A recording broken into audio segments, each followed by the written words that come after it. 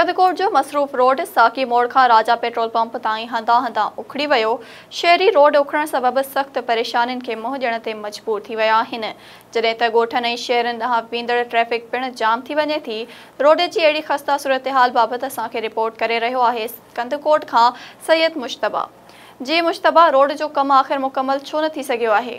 जी बिल्कुल, मैं हिन वक्त मौजूद हाँ कंदकोट शिकाप रोड के मकाम ते। ही रोड गुज़िरियल 15 सालन का ख़त्म थियल है। हिते जो मुसाफ़िरन के शदीद मुश्किलातन के मुँह ॾियणो तो पे। चूंडियल नुमाइंदा अलाए छो ख़ामोश आहिनि।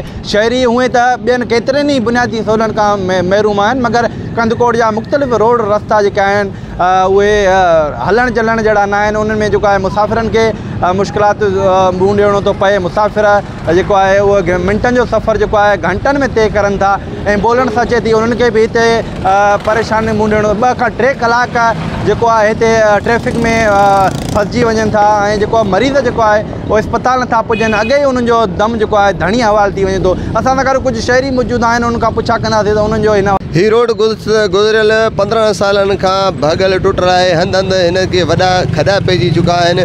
जो आम रोड है। शिकारपुर ठुल कंदकोट कश्मीर के मिलाईंदड़ वॾो हिकु रोड है। वॾे अरसे खां जेको आहे त टुटण जे करे गाॾियूं हिते ख़राब थियनि था। ॾींहों ॾींहुं गाॾियूं बीहजी वञनि था। वॾा कतारूं गाॾियुनि जा लॻी वञनि था। हे ग़रीब आवाम आहे, तव्हां हालत ॾिसो। हाणे 2 टे कमायूं आहे, रश के ख़र्चनि में वञो या त रोड में वञो। हे हालत आहे, तरीक़ो आहे। सिंध जो असांजो हालत ॾिसो था। असांजो मुतालबो इहो आहे त असांखे कुझु ई न खपे, रोड खपे असांखे बसि। 2010 का 2015 के विच में काफ़ी दफ़ा इन रोड जो टेंडर तो थियो आहे, मगर टिले इंतज़ामिया का शहरन मुतालबो कयो कि इन रोड जो कम जल्द का जल्द मुकम्मल करायो वञे, शहरन के सफ़री सहूलियत फराहम कई वञे। कैमरा टीम सां गॾु सैयद मुश्तबा शाह, SS न्यूज़ कंदकोट।